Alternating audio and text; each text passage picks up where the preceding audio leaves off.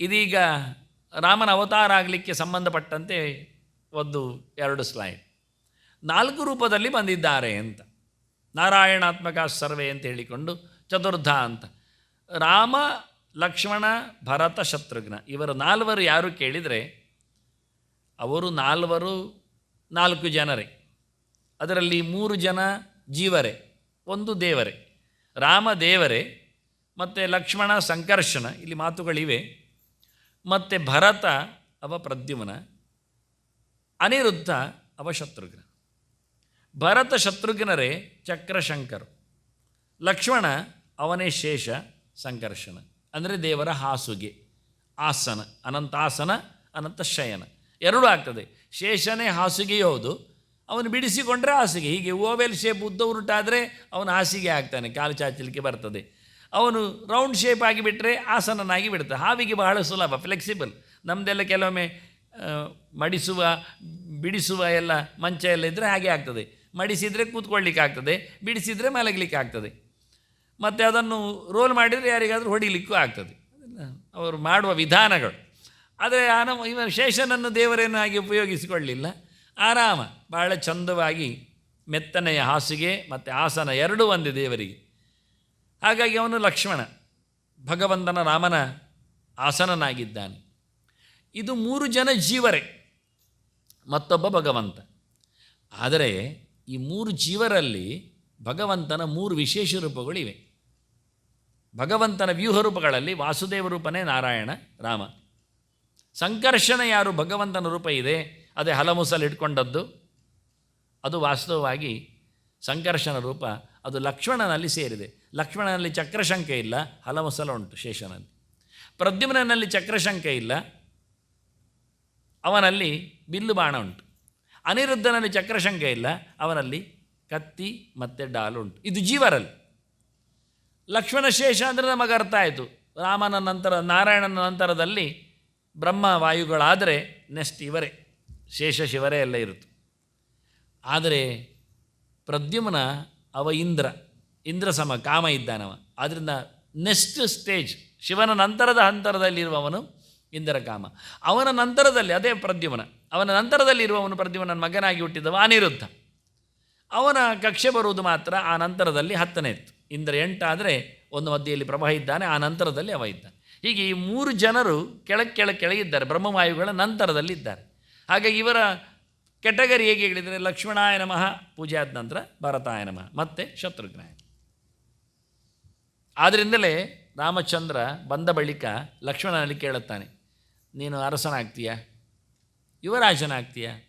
ಆಗಬೇಕು ಅಂತ ಇಲ್ಲ. ನಿಜವಾಗಿ ಒಂದು ವಿಷಯ ಇರೋದು ಭರತನಾಗಲಿಕ್ಕೆ ಅಂತ. ಭರತ 14 ವರ್ಷದಲ್ಲಿ ರಾಮನಿಗೆ ಬಿಟ್ಟುಕೊಟ್ಟ. ರಾಮನೇ ಆಗಬೇಕು ಅಂತ ಹಠ ಹಿಡಿದ, ತಾಯಿ ಕೇಳಿದ್ದಕ್ಕೆ ಅಂತ. ಅದೆಲ್ಲ ಬಿದ್ದೋಯ್ತು. ಈಗ ರಾಮಚಂದ್ರ ಬಂದ, ಆಳ್ವಿಕೆಯನ್ನು ಮಾಡುತ್ತೇನೆ ಅಂದ. ಭರತ ಹಠ ಮಾಡಿದ್ದಕ್ಕೆ ಆಯಿತು, 14 ವರ್ಷದ ನಂತರ ಆದರೂ ಬರ್ತೇನೆ ಮಾರೆ, ಒಂದು ಅಪ್ಪನ ಕೆಲಸ ಮುಗಿಲಿ ಅಂದ. ಬಂದ ನಂತರ ಭರತನ ಹತ್ರ ಕೇಳಲಿಲ್ಲ, ಯುವರಾಜ ನೀನಾಗು ಅಂತ ಹೇಳಲಿಲ್ಲ. ಲಕ್ಷ್ಮಣ ಹತ್ರ ಕೇಳಿದ. ಯಾಕೆ? ಅದೆಲ್ಲ ವಿಷಯಗಳು ಬಿದ್ದೋಗಿವೆ. ಕ್ರಮ ಪ್ರಕಾರಿಗೆ ರಾಮನ ರಾಜ್ಯದಲ್ಲಿ ಯಾರಿಗೂ ಮೋಸ ಇಲ್ಲ. ಕ್ರೊನಾಲಾಜಿಕಲಿ, ಕ್ರಮಬದ್ಧವಾಗಿ ಲಕ್ಷ್ಮಣ ನೀನು ಯುವರಾಜನಾಗಲಿಕ್ಕೆ ಬೇಡ ಅಂದ. ನನಗೆ ನಿನ್ನ ಸೇವೆ ಸಾಕು. ಆ ನಂತರ ಬಂದದ್ದು ಭರತನಿಗೆ, ಭರತ ಯುವರಾಜನಾಗು ಆಯಿತು. ಹೆಚ್ಚು ಜನರಿಗೆ ಇದು ವಿಷಯ ಗೊತ್ತಿಲ್ಲ. ಸೀದಾ ಅದು ರಾಮನ ನಂತರದಲ್ಲಿ ಭರತನಿಗೆ ಇರಬೇಕು ಯುವರಾಜ್ಯ ಅಂತ ಹೇಳಿಕೊಂಡು ಅವನನ್ನು ಮಾಡಿದ್ದು ಅಂತ. ನಡುವೆ ಲಕ್ಷ್ಮಣನನ್ನು ಕೇಳಿದ್ದು ಹೇಳುವುದಿಲ್ಲ, ತಿಳಿಸುವುದಿಲ್ಲ. ಅಂದರೆ ವಾಸ್ತವವಾಗಿ ಅವರ ಹಯಾರಿಕೆ ಇರುವುದು, ತಾರತಮ್ಯ ಇರುವುದು ಹಾಗೆ.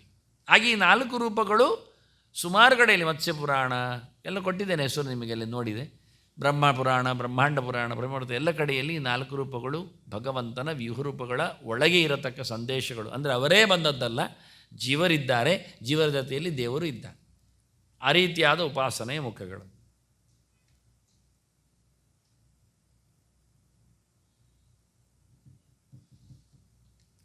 ಇನ್ನು ರಾಮನವಮಿಗೆ ಸಂಬಂಧಪಟ್ಟಂತೆ, ಯಾಕೆಂದರೆ ರಾಮನಲ್ಲಿ ಉಪಾಸನೆಯಲ್ಲಿ ರಾಮಾಯ ನಮಃ ಹೇಳಿದಾಗ ಉಳಿದವರು ರಾಮನೇ ಅಲ್ಲ, ಭಗವಂತನಲ್ಲ, ನಾರಾಯಣಾತ್ಮಕ ಅಂದಾಗ ನಾರಾಯಣ ಸ್ವರೂಪರು ಅಂದಾಗ ಆವೇಶರೂಪರು ಮತ್ತು ಸ್ವರೂಪರೂಪರು ಅಂತ 2 ಅರ್ಥ ಇದೆ ಅಂತ ಹೇಳಲಿಕ್ಕೋಸ್ಕರ ಬಂದೆ.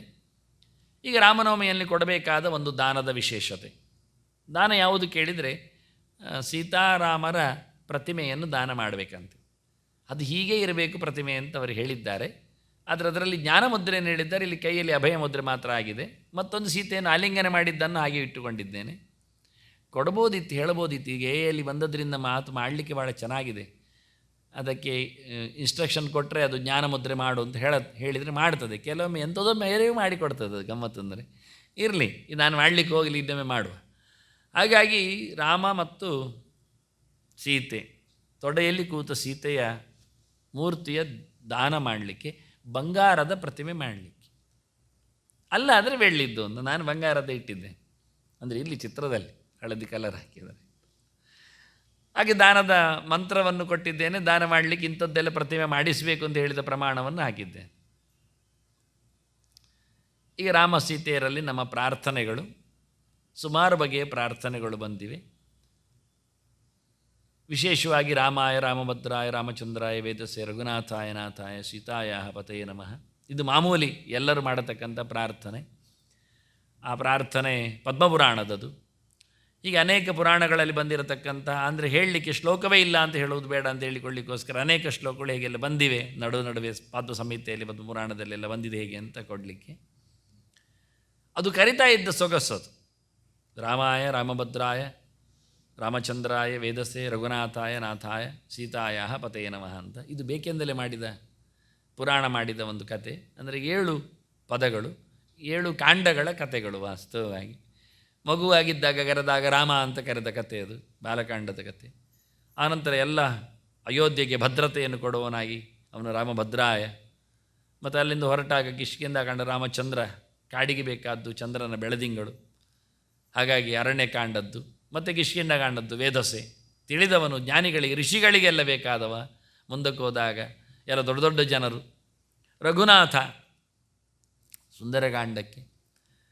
ಆನಂತರ ಯುದ್ಧಕಾಂಡದಲ್ಲಿ ಸೀತೆಗೆ ನಾಥನಾಗಿ, ನಾಥ ಅಂತ ಕರೆಯುವಳೊಬ್ಬಳೆ. ಕೊನೆಗೆ ಅಯೋಧ್ಯೆಯ ಅರಸನಾಗಿ ಮತ್ತೆ ಪಟ್ಟಾಭಿಷಿಕ್ತನಾಗಿ ಸೀತಾಪತಿಯಾಗಿ, ಸೀತಾಪತಿ ರಾಮಚಂದ್ರ ಅಂತ ಹೇಳಿ ಉತ್ತರಕಾಂಡದಲ್ಲಿ. ಹೀಗೆ ಸಮಗ್ರ ಕಾಂಡದ ಚಿಂತನೆಯಲ್ಲಿ ಅದೊಂದು ಔಚಿತ್ಯ ಇದೆ ಅಂತ ಹೇಳುತ್ತಾ, ಮತ್ತು ಕರೆಯುವಾಗಲೂ ಜನರು ಮನೆಯಲ್ಲಿ ಎಲ್ಲ, ಊರಿನಲ್ಲೆಲ್ಲ ರಾಮ ಅಂತ ಕರೀತಾರೆ. ಮತ್ತು ದೊಡ್ಡವರು ಕೆಲಸದವರೆಲ್ಲ ರಾಮಭದ್ರ ಅಂತ ಕರೀತಾರೆ. ತಿಳಿದವರೆಲ್ಲ ರಾಮಚಂದ್ರ ಅಂತ ಹೇಳ್ತಾರೆ. ಜ್ಞಾನಿಗಳಿಗೆಲ್ಲ ಅವನು ಅತಿ ಜ್ಞಾನಿಯಾಗಿ ಜ್ಞಾನಮುದ್ರೆಯಲ್ಲಿ ವೇದಸ್ ಆಗ್ತಾನೆ. ಮತ್ತು ಹಿರಿಯರಿಗೆ, ಊರಿನವರಿಗೆ, ಹಳೆಯ ವಂಶ ಪರಂಪರೆಗೆ, ನಮ್ಮ ರಘುವಂಶಕ್ಕೆ ಇವನು ನಾಥ ಒಡೆಯ ಅಂತ ರಘುನಾಥ ಅಂತ. ಸೀತೆಗೊಬ್ಬಳಿಗೆ ಕರೀಲಿಕ್ಕೆ ಸಿಗೋದು ಅವನು ನಾಥ ಅಂತ, ಅವಳು ರಾಮ ಅಂತ ಕರೆಯೋದಿಲ್ಲ. ಜಪ ಮಾಡದೇ ಇರುತ್ತಿದ್ದರೆ, ರಾಮ ಜಪ ಮಾಡದೇ ಇರುತ್ತಿದ್ದರೆ ಸೀತೆ ಒಬ್ಬಳೇ ಕಾಣ್ತದೆ. ಅವಳು ನಾಥ ಅಂತಲೇ ಮಾಡ್ತಾಳೆ. ಸತ್ಯವು. ಯಾಕೆಂದರೆ ಪತಿತ್ವೇನ ಶ್ರೇಯೋಪಾಸ್ಯ ಅಂತ ಲೆಕ್ಕ. ಹೆಂಡತಿ ಲಕ್ಷ್ಮಿಗೆ ದೇವರು ಹೇಗೆ ಉಪಾಸನೆ ಯೋಗ್ಯ ಕೇಳಿದರೆ ಗಂಡ ಅಂತಲೇ. ಮತ್ತು ನಾವೆಲ್ಲ ಗಂಡ ಅಂತ ದೇವರನ್ನು ಹೇಳಲಿಕ್ಕೆ ಆಗುವುದೇ ಇಲ್ಲ. ಅಲ್ಲ, ನಾವು ಹೆಣ್ಣುಗಳಿದ್ದೇವೆ, ನೀವು ಹೆಣ್ಣುಗಳಿದ್ದೀರ, ಅದು ದೇವರ ಗಂಡ ಆಗ್ತಾನೆ, ಆಗುವುದೇ ಇಲ್ಲ. ಆದ್ದರಿಂದ ಗಂಡ ಅಂತ ಒಂದೊಮ್ಮೆ ದೇವರನ್ನು ಕರೆಯುವುದಾಗಿದ್ದರೆ ಒಬ್ಬಳು ಹೆಂಡತಿ ಮಾತ್ರ ಲಕ್ಷ್ಮಿ. ಪತಿತ್ವೇನ ಶ್ರೇಯೋಪಾಸ್ಯ. ಮತ್ತು ಬ್ರಹ್ಮದೇವರು ಕರೆಯುವುದು, ಗಂಡ ಕರೆಯುವುದೇ ಇಲ್ಲ, ಅಪ್ಪ ಅಂತ ಕರೀತಾನೆ. ಅಪ್ಪ ಅಂತ ಕರೆಯುವುದಾದರೆ ಅವನಿಗೆ ಮಾತ್ರವೇ ಅಧಿಕಾರ. ಹಾಗೆ ಮತ್ತು ಅಜ್ಜ ಅಂತ ಕರೀದು ಉಳಿದವರೆಲ್ಲ. ಹೀಗೆ ಯಾರ್ಯಾರು ಹೇಗೆ ಉಪಾಸನೆ ಮಾಡಬೇಕು ಅಂತ ಕ್ರಮ. ಹಾಗಾಗಿ ನಾಥ ಅಂತ ಹೇಳಿ, ಪತಿ ಅಂತೇಳಿ ಕರೆಯುವುದು ಲಕ್ಷ್ಮಿ. ಸೀತಾಯ ಪತಯೇ ನಮಃ ಅಂತೇಳಿ ಕರೆಯುವುದು ಜನಕನವರರು. ಮಿಥಿಲೆಯವರೆಲ್ಲ ಕರೆಯುವುದು ಅವನು ಯಾರು, ಅವನು ನಮ್ಮ ಸೀತಾಪತಿ ಅಲ್ವಾ ಅಂತ. ಅಂದರೆ ನಮ್ಮ ಹುಡುಗಿ, ನಮ್ಮೂರಿನ ಹುಡುಗಿಯ ಗಂಡ ಅಂತ ಹೇಳೋದು ಅವರು. ಸೀತಾಪತಿ ಅಂತ ಕರೆಯುವುದು ಅಯೋಧ್ಯೆಯಲ್ಲಿ ಅಲ್ಲ, ಮಿಥಿಲೆಯಲ್ಲಿ, ನೇಪಾಳದಲ್ಲಿ. ಹೀಗೆ ಆ ಶ್ಲೋಕಗಳು ಯಾರ್ಯಾರು ಹೇಗೆ ಕರೀತಾ ಇದ್ರು ಆ ಕಾಲದ ಇತಿಹಾಸವನ್ನು ಹೇಳ್ತದೆ ಅಂತ ಸುಮಾರು ವಿಷಯಗಳೆಲ್ಲ ಇದೆ. ಸುಮ್ಮನೆ ಒಂದು ಶ್ಲೋಕವನ್ನು ಮಾತ್ರ ಹೈಲೈಟ್ ಮಾಡಿದೆ. ಈಗ ಹನುಮಂತ ಮಾಡುವ ಜಪವನ್ನು ಕೊಟ್ಟಿದ್ದೇನೆ, ಸೀತೆ ಜಪವನ್ನು ಉಲ್ಲೇಖ ಮಾಡಿದೆ. ಇದು ಭಾಗವತದಲ್ಲಿ ಬಂದ ಸುದ್ದಿ.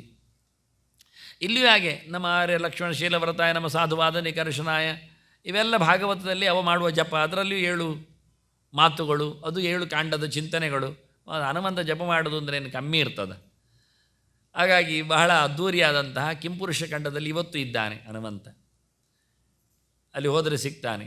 ಭಾರತ ವರ್ಷದಲ್ಲೇ, ಅಂದರೆ ಭಾರತದ ಜಂಬೂದ್ವೀಪದಲ್ಲೇ ಇದೆ ಕಿಂಪುರುಷ, ಇಳಾವರತ, ರಮ್ಯಕ, ಕೇತುಮಾಲ, ಹರಿ, ಉತ್ತರ ಕುರು ಎಲ್ಲ. ಹಾಗಾಗಿ ಭೂಭಾಗಗಳು ಅತಿಮಾನುಷ ಸ್ಥಾನಗಳು ಅಂತ ಹೇಳಲ್ಪಡ್ತವೆ. 16,000 ವರ್ಷಗಳವರೆಗೆ ಬದುಕು. ಅದು ಇನ್ನೊಂದು ದಿವಸ ಮಾತಾಡುವ ವರ್ಷಗಳ ಬಗ್ಗೆ. 16,000 ವರ್ಷಗಳ ಬಗ್ಗೆ ಬದುಕುವವರು ಅಂತ ಇದೆ, ಮತ್ತು ಗಂಡ ಹೆಂಡತಿ ಒಟ್ಟಿಗೆ ಸಾಯುವುದು ಅಂತಲೂ ಇದೆ, ಮತ್ತು ಒಂದೇ ಮಕ್ಕಳು ಅಂತಲೂ ಇದೆ. ಇಂಥ ಸುಮಾರು ವಿಷಯಗಳಿವೆ ಮತ್ತು ವಿಚಾರಿಸುವುದೆಲ್ಲ. ಹೀಗಾಗಿ ಕಿಂಪುರುಷ ವರ್ಷದಲ್ಲಿ ಇವತ್ತು ಹನುಮಂತ ಇದ್ದಾನೆ, ಜಪ ಮಾಡ್ತಾ ಇದ್ದಾನೆ ಭಗವಂತನ ಬಗ್ಗೆ. ದೀರ್ಘವಾದ ಮಾಲಾಮಂತ್ರ ಚಿಂತನೆ ಅದವನದ್ದು. ಗಂಧರ್ವರೆಲ್ಲ ಸೇರಿದ್ದಾರೆ. ಯಾಕೆಂದರೆ ಹನುಮಂತನಿಗೆ ಚಂದವಾಗಿ ಸ್ವರ ಬರಲಿಕ್ಕೆ ಉಂಟು. ವೇದಾದಿಗಳನ್ನೆಲ್ಲ ತಿಳಿದವ. ಮುಂದೆ ಹನುಮ ಜಯಂತಿ ಇರಲಿಕ್ಕೆ ಹೋಗಿ ನಾನು ಹೆಚ್ಚು ಹೇಳುವುದಿಲ್ಲ ಅವನ ಬಗ್ಗೆ, ಮತ್ತೆ ಕೇಳುವ ಅಂತ. ಹಾಗಾಗಿ ಅವನ ಜಪಕ್ಕೆ ಸೇರಿಕೊಂಡವರು ಗಂಧರ್ವರು ಅಂತ. ಇದು ರಾಮನ ಕವಚ ಮಂತ್ರ. ಯಾವ ಯಾವ ಜಾಗದಲ್ಲಿ ಯಾವ ಯಾವ ಭಗವಂತನ ರಾಮನ ರೂಪಗಳು ನಮ್ಮನ್ನು ರಕ್ಷಣೆ ಮಾಡಲಿಕ್ಕೆ ಉಂಟು ಅಂತ ಹೇಳತಕ್ಕಂಥ ಚಿಂತನೆ. ಇದನ್ನು ನಾವು ಹೇಳಿಕೊಂಡು ಪೂಜೆ ಮಾಡಬೇಕು ಅಂತಲ್ಲ, ಪೂಜೆ ಮಾಡೋ ಮುಂಚೆ ಹೇಳಿಕೊಳ್ಳುವುದು ಚಂದ ಅಂತ, ನಮ್ಮ ದೇಹದಲ್ಲಿ ರಾಮಮಯ ಆಗಲಿ ಅಂತ. ಅದಕ್ಕೆ ಕವಚ ರಕ್ಷಣೆಗೆ ಇರ್ತದೆ ಹೇಳಲಿಕ್ಕೋಸ್ಕರ ನಾನೊಂದು ಚಂದವಾದ ನಮ್ಮ ದೇಶ ರಾಮನ ಬಗ್ಗೆ ನೆನಪಿನಲ್ಲಿ ಮಾಡಿದ ಒಂದು ಸ್ಟ್ಯಾಂಪ್ ಹಾಕಿದ್ದೇನೆ. ಅಂದರೆ ಗುಹ ರಾಮನನ್ನು ಹೇಗೆ ನದಿ ದಾಟಿಸ್ತಾ ಇದ್ದ, ರಾಮ ಲಕ್ಷ್ಮಣ ಸೀತೆಯರನ್ನು, ಬಹಳ ಸುಂದರವಾದ ಒಂದು ಸನ್ನಿವೇಶ. ಇಡೀ ರಾಮಾಯಣದಲ್ಲಿ ಬರುವ ಒಂದೇ ಒಂದು ಸೀನ್ ಮತ್ತೆ ಬರಲಿಕ್ಕಿಲ್ಲ. ಗುಹ ಮತ್ತೆ ಸಿಗ್ತಾನೆ, ಭರತನಿಗೆ ಸಿಗ್ತಾನೆ, ಚೋರಿತಾನೆ ಮಾತ್ರವ. ಅದೇ ರೂಟಲ್ಲಿ ಬಂದವ ಭರತ ಹುಡುಕಿಕೊಂಡು. ಎಲ್ಲ ಸೈನ್ಯ ಎಲ್ಲ ಬಂದಿದೆ, ಅವನಿಗೆ ಗೊತ್ತಿಲ್ಲ ಅದು ಸೈನ್ಯ ಯಾಕೆ ಬಂದದ್ದು. ಸೈನ್ಯ ಬಂದದ್ದು ರಾಮನನ್ನು ಮೆರವಣಿಗೆಯಲ್ಲಿ ಕರ್ಕೊಂಡು ಹೋಗಲಿಕ್ಕೆ. ಭರತನ ಉದ್ದೇಶ ಹಾಗಿತ್ತು. ಎಲ್ಲರೂ ಬನ್ನಿ ಹೇಳಿದೆ ಯಾಕೆಂದರೆ ನಮ್ಮನ್ನೆಲ್ಲ ನೋಡಿ ಆದರೂ ರಾಮ ಬರಲಿ ಹಿಂದೆ ಅಂತ. ಆಗ ಗುಹ ದೂರದಲ್ಲಿ ನೋಡ್ತಾನೆ, ಬಾವುಟ ನೋಡ್ತಾನೆ, ಸೂರ್ಯವಂಶದ್ದು ಗೊತ್ತಾಗ್ತದೆ. ಏನು ಭರತ ಬರ್ತಾ ಇದ್ದಾನೆ ರಾಮನನ್ನು ಓಡಿಸ್ಲಿಕ್ಕ. ಅಲ್ಲೇ ನಿಂತು ಹೇಳ್ತಾನೆ ಭರತನ ಹತ್ರ, ತಪ್ಪು ಪಿನಿ ಹೆಜ್ಜೆ ಇಡುವುದಾದರೆ ಇಲ್ಲಿ ಗುಹ ಬಿಡಲಿಕ್ಕಿಲ್ಲ, ಸೈನ್ಯ ಜೊತೆಯಲ್ಲಿ ನಿನ್ನನ್ನು ಮುಗಿಸ್ತೇನೆ ಅಂತ. ಭರತ ಹತ್ತು ಸೋಲ್ತಾನೆ. ನನ್ನನ್ನು ತಪ್ಪು ತಿಳ್ಕೊಂಡ್ರಲ್ಲ ಎಲ್ಲರೂ. ಅತ್ತ ಭರದ್ವಾಜರು ಹಾಗೆ ಹೇಳಿದ್ರಲ್ಲ, ದುರುದ್ದೇಶ ಉಂಟ ನಿನಗೆ, ಸೈನ್ಯ ಯಾಕೆ ತಂದಿದ್ದಿ ಅಂತ.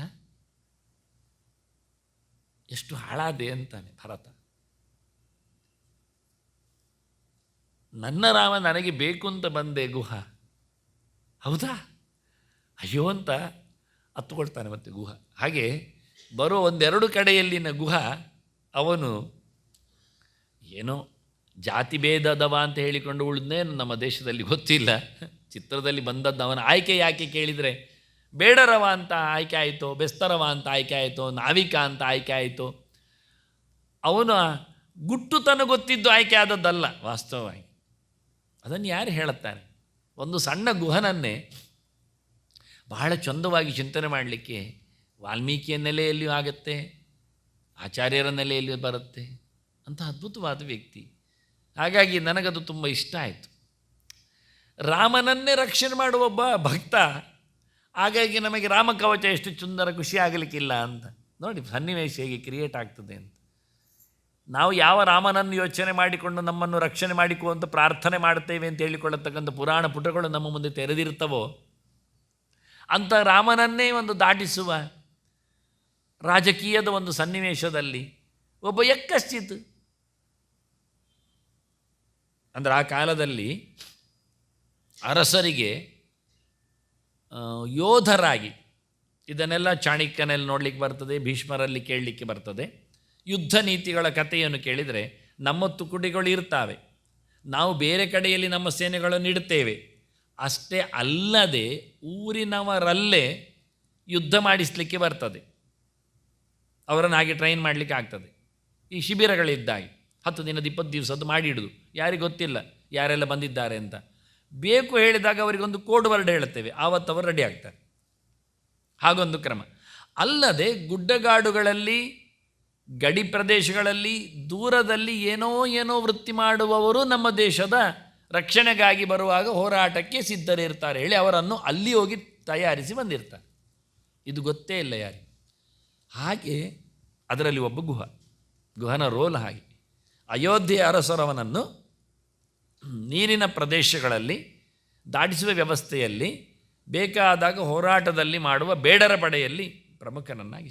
ಆದ್ದರಿಂದ ರಾಮನಲ್ಲಿ ಏನು ಕೇಳಿದ ಗೊತ್ತ ಗುಹ ಬಂದ ತಕ್ಷಣವೇ, ಎಲ್ಲಿಗೆ ನಿನ್ನನ್ನು ನಾನು ಹೊರಗೆ ಹಾಕುವುದು, ಬಂದಿಯಲ್ಲ ಮುಗಿದೋಯ್ತು, ಅಲ್ಲಿಲ್ಲಲ್ಲ ಅರಸೊತ್ತಿಗೆ, ಇಲ್ಲಿ ನೀನೇ ರಾಜ, ಬಿಡು ಇಲ್ಲೇ ಇದ್ದು ಬಿಡು, ಎಲ್ಲ ಮಾರ ಅಪ್ಪ ಹೇಳಿದ್ದು ಕಾಡಿಗೆ ಹೋಗು ಅಂತ.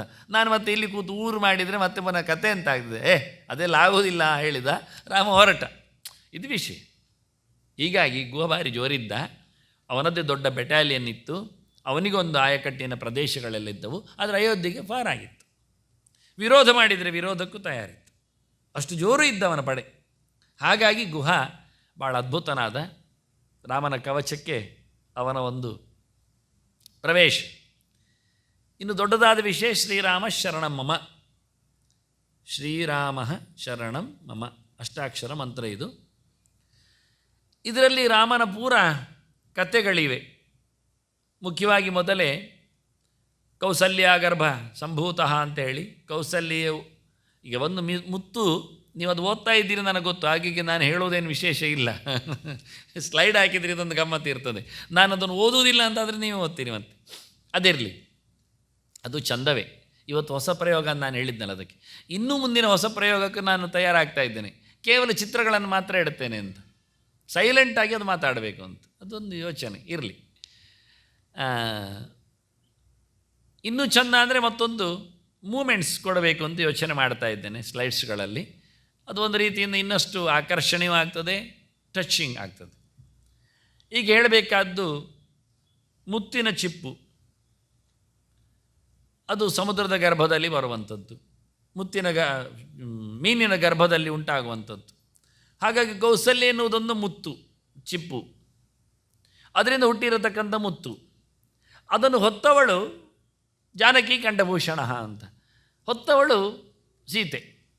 ಅದು ಯಾವ ಮುತ್ತು ಹೇಳಿದ್ದು? ಅದು ರಾಮನ ಮುತ್ತು. ರಾಮ ಎನ್ನುವ ಮುತ್ತನ್ನು ಕೌಸಲ್ಯ ಎನ್ನುವ ಗರ್ಭ ಹೊತ್ತಿತ್ತು. ಅದನ್ನು ಹೊತ್ತುಕೊಂಡವಳು ಸೀತೆ ಎನ್ನುವಳು. ಅವಳು ಅದನ್ನು ಕುತ್ತಿಗೆಯಲ್ಲಿಟ್ಟುಕೊಂಡು, ಕುತ್ತಿಗೆ ಅಂದರೆ ಮಾತು ಅಂತ ಅರ್ಥ, ಮಾತಿನ ಅಂಗಳದಲ್ಲಿ. ಹೀಗೆ ಭಾಳ ಚಂದವಾಗಿ ಅವ್ಯಕ್ತವಾಗಿ ಕುತ್ತಿಗೆ ನನ್ನ ಹತ್ರ ಗೊತ್ತಿತ್ತು, ಹೇಳಲಿಕ್ಕೆ ಆಗ್ತಿರಲಿಲ್ಲ. ಅಂದರೆ ಕುತ್ತಿಗೊಳಗೆ ಉಂಟು ಅಂತ ಹೇಳ್ತೇವೆ, ಮಾತು ಹೊರಗೆ ತರಲಿಕ್ಕೆ ಆಗ್ತಾ ಇರಲಿಲ್ಲ, ಹೇಳಲಿಲ್ಲ ಅಂತ. ಇಲ್ಲಿವರೆಗೆ ಬಂದಿತ್ತು, ಆದರೆ ಹೇಳೋದು ಬೇಡ ಅಂತ ಬಂದೆ ಅಂತ ಹೇಳ್ತಾರೆ ಕೆಲವು. ಹಾಗಾಗಿ ಸೀತೆಯನ್ನು ಹೇಳುವಾಗ ಭಾಳ ಚಂದವಾಗಿ ಆ ಮುತ್ತು ಧಾರಣೆ ಮಾಡಿಕೊಂಡದ್ದನ್ನು ಹೇಳುತ್ತಾ ಎಲ್ಲ ಶ್ಲೋಕದ ಕೊನೆಯಲ್ಲಿ, ಅದು 3 ಪಾದದ ಶ್ಲೋಕ. ಅದು 4ನೇದಲ್ಲಿ ನಿಂತಿದ್ದದು. 4ನೇ ಪಾದ ಏನು ಕೇಳಿದರೆ ಶ್ರೀರಾಮ ಶರಣಂ ಮಮ ಅಂತ ಹಾಗೆ ಓದಿಕೊಳ್ಳಿಕ್ಕೆ, ಅದು ಒಂದು ಗೆರೆ ಓದಲಿಕ್ಕೆ, ಕೊನೆಗೆ ಶ್ರೀರಾಮ ಶರಣ ಮಮ ಅಂತ ಸೇರಿಸಲಿಕ್ಕೆ. ಪ್ರತಿಯೊಂದರಲ್ಲಿ ಸುಮಾರಾಗಿ ರಾಮನ 3 ಇತಿಹಾಸದ ಘಟನೆಗಳನ್ನು ಹೇಳುತ್ತಾರೆ. ಕೆಲವಲ್ಲಿ 4 ಹೇಳುತ್ತಾರೆ ಲೆಕ್ಕ ಹಾಕಿದಾಗ. ಹಾಗಾಗಿ ರಾಮನ ಬಗ್ಗೆ ಇದು ನಾನೇ ಲೆಕ್ಕ ಹಾಕಿ ಕೊಟ್ಟದ್ದು ಈ ಚರಿತೆಯನ್ನು. ಇದು ಬಹಳ ಸುಂದರವಾಗಿದೆ ವಾಸ್ತವವಾಗಿ ಹೇಳಿದರೆ. ಒಂದು, ರಾಮ ನನಗೆ ಆಸರೆ ಅಂತ ಹೇಳಿಕೊಳ್ಳುವ, ರಾಮನ ಮೇಲೆ ನನ್ನ ಭರವಸೆ ಅಂತ ಹೇಳಿಕೊಳ್ಳುವ ರಕ್ಷತೀತ್ಯವ ವಿಶ್ವಾಸ ಎನ್ನತಕ್ಕಂಥ ಒಂದು ದೀಕ್ಷೆ. ಇದು 2 ಪುಟ ಇರುವುದು, ಇನ್ನೊಂದು ಪುಟ ಉಂಟು, ಅಲ್ಲಿಗೆ ಮುಗಿಯಿತು ವಾಸ್ತವವಾಗಿ.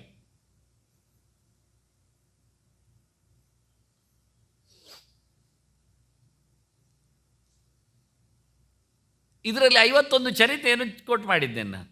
ವಿಷಯವನ್ನು ಕೇಳಿದರೆ ಹಾಗೆ ಅಕ್ಷರ ಚರಿತ್ರೆ ಅಂತ, ಅಂದರೆ ರಾಮನ ಚರಿತ್ರೆ ಕ್ಷರ ಚರಿತ್ರೆ ಅಲ್ಲ, ಅಕ್ಷರ ಚರಿತ್ರೆ, ಅದು ನಾಶವಿರದ ಚರಿತ್ರೆ. ಹಾಗಾಗಿ ಪ್ರತಿಯೊಂದು ಬೀಜ ಮಂತ್ರವನ್ನು ಹಾಕ್ಕೊಂಡು ಪ್ರತಿಯೊಂದು ಲಕ್ಷಣಗಳನ್ನು ವಿಶೇಷಣಗಳನ್ನು ಜಪ ಅನುಸಂಧಾನ ಮಾಡಲಿಕ್ಕೆ ಬರ್ತದೆ. ಕೆಲಸ ತುಂಬ ಉಂಟಿದ್ರಲ್ಲಿ. ಇದು 51 ಮಂತ್ರ ಪ್ರತ್ಯೇಕ ಆಗ್ತದೆ. ನಮ್ಮ ರಾಮ ಸೀತಾರಾಮ ಪುರೋಹಿತರು ಆಚಾರ್ಯರು, ಅವರು ಆಚಾರ್ಯರು ತಂತ್ರಿಗಳು ಭಟ್ರು ಗೊತ್ತಿಲ್ಲ, ಇರಲಿ ಆಚಾರ್ಯ ಕಾಣುತ್ತೆ. ಅವರು ನಾನು ಮಂತ್ರ ರಾಮಾಯಣದಲ್ಲಿ 100 ಗಟ್ಟಲೆ ರಾಮನ ಮಂತ್ರವನ್ನು ಕೊಟ್ಟಾಗ ಮೊದಲು ಖುಷಿಪಟ್ಟು ಅದನ್ನೆಲ್ಲ ಪ್ರಯೋಗದಲ್ಲಿ ತಂದವು. ಸುಮಾರು ಕಡೆ ಪ್ರಯೋಗ ಎಲ್ಲ ಮಾಡಿಸಿದ್ರು. ಅದರ ವೈಶಿಷ್ಟ್ಯ ನೋಡಿಕೊಂಡು ಬಹಳ ಸುಂದರವಾಗಿದೆ, ಒಂದೊಂದು ಬಹಳ ಚೆಂದ ಇದೆ.